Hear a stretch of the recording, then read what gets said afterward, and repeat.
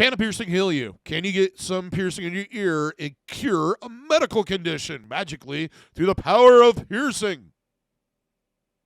We're going to talk about it. Coming up next on Body Piercing Basic, episode number 127, so you should probably stick around.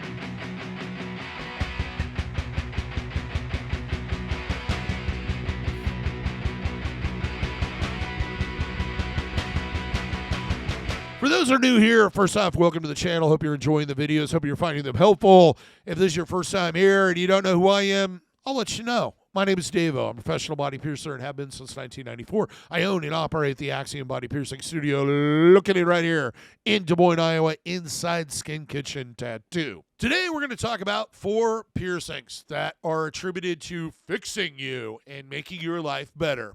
Those would be the Schumann, the Daith, the trachea, the antitrachea, and the upper ear cartilage area. So where does this all come from?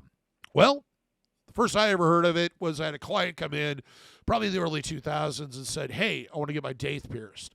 And then we started talking, and she said the reason why she was getting it done was because she'd seen on some news group somewhere that, on the internet, of course, that Daith piercings help reduce migraines. When she asked me about this, I was like, I have no idea whether or not this is going to work or not. But either way, it's a cool piercing to have. This took Daith piercings, which was a somewhat uncommon piercing, and made it very, very popular. A lot of people were getting it done for medical reasons, but also a lot of people saw them and went, wow, I didn't know you could do that. So then the popularity went up over that. So what is this all based on? It's based on acupuncture, I guess reflexology to a degree, and acupressure. The difference between the three of them is that acupuncture is inserting small, tiny pin-style needles into various different parts of the body called pressure points. Reflexology is massaging or affecting or with pressure, usually with your fingers. Acupressure is actually doing acupuncture and then applying small amounts of electrical current to those needles. So how did that move on to piercing? I'm not quite sure.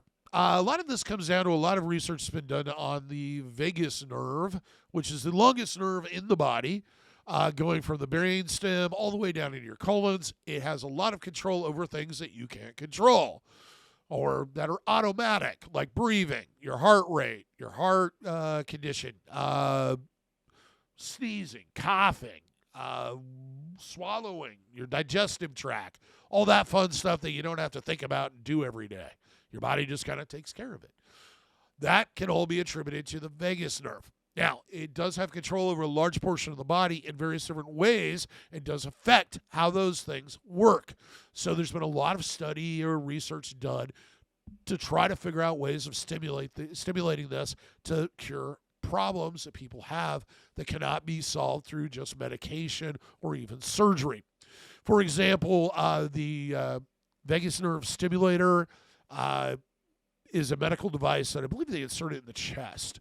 That is used to apply different types of electrical current to the vagus nerve endings that's been used in treating depression and epilepsy. It's also thought to help, could help with a lot of other neurological disorders such as MS, Alzheimer's, or Alzheimer's, I should say, cluster headaches, and etc.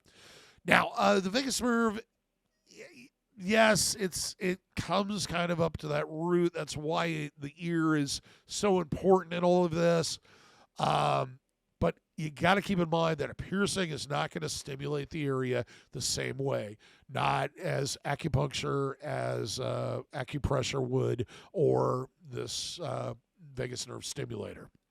Now, 4 different parts of this thing, or the 4 that we hear the most about, or 4 or 5. The Schumann, which is in the upper ear cartilage area, kind of on the flat, just a little bit outward from where we would normally do a rook piercing. This one is supposed to reduce stress. It's supposed to cause calming, heal anxiety, and help with migraines. The next one is called Point Zero. And what that is it's at the base of, like, all the way inward where the Daith, or that ridge that that comes off the helix where we pierce the nape, where it comes into the ear. Now, we never pierce that area. We usually pierce a little bit higher than that. Otherwise, it would reject.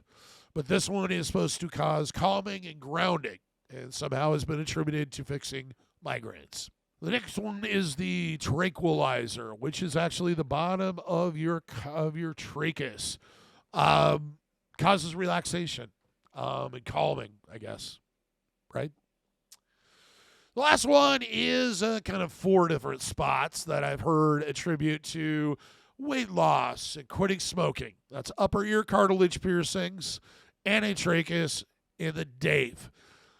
Yeah, I don't know if I believe either any of it. Basically, an idea that a piercing is going to change your behavior is kind of odd to me. Yeah, it will in some ways, but usually not the way you think it's going to, because it's going to change your behavior while you're healing it and isolating it, not going to change you or help you quit smoking. Like, I don't know how many people I've had over the years, like, I'm getting my tongue pierced to quit smoking. Doesn't work.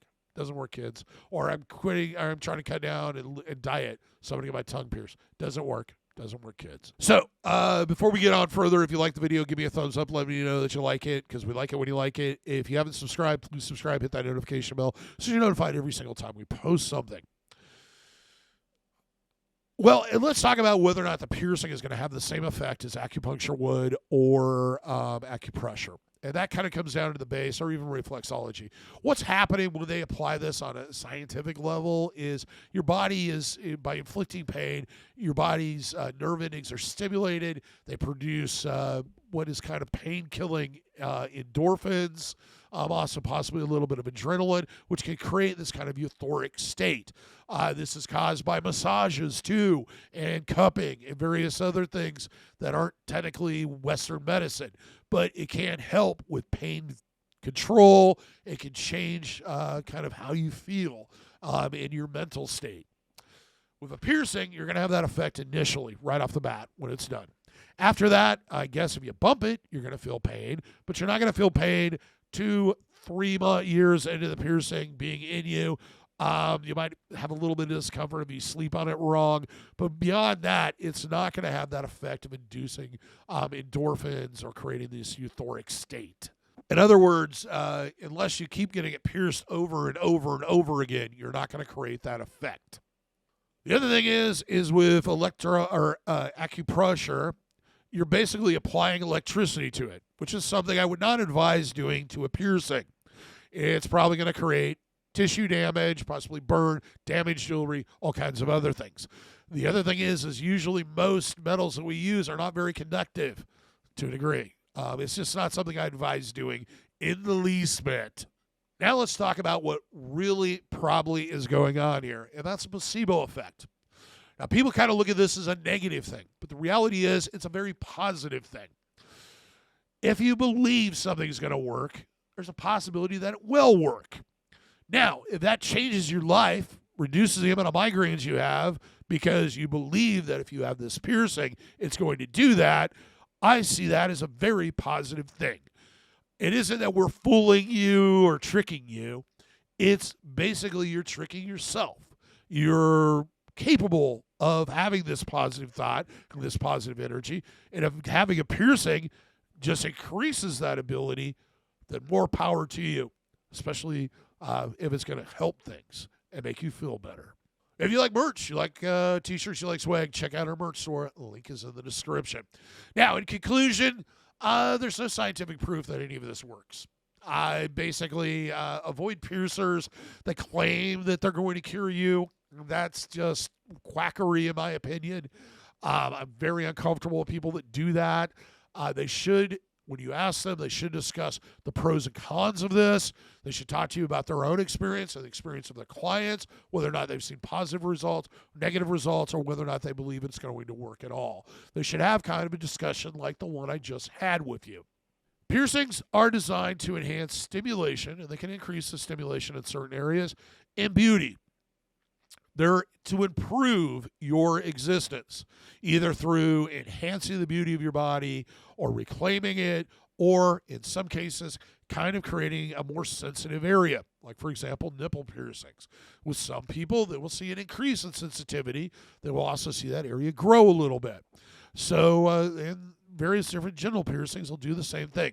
This has more to do with the jewelry contact. It doesn't really cure it. I don't know why people think that it would, but it doesn't cure it. It just changes how those nerve endings are grouped. And here's the biggest thing I want you to take home from this, and that is if it doesn't work, you'll still end up with a great piercing. You might be introduced into a whole new world of body piercing that you're going to enjoy for years to come. I've had a lot of clients that have become regular clients who first came in, never thought about getting any piercings, came in and got a daith piercing. It may or may not have worked for the migraines, but it opened up this door for them to getting various different other ear piercings and piercings in other parts of the body that they may not have done if they wouldn't have done that initial daith piercing. So either way, you end up with a great piercing where there's a large selection of fabulous jewelry out there to put in it. That's all I have to say on this subject today. So, till next time, here's hoping your piercings heal with ease and without a single issue if you're in the Des Moines, Iowa area. I hope to see you for your body piercing needs in the future. Have a good day, everybody. Take care. Check out one of these other videos.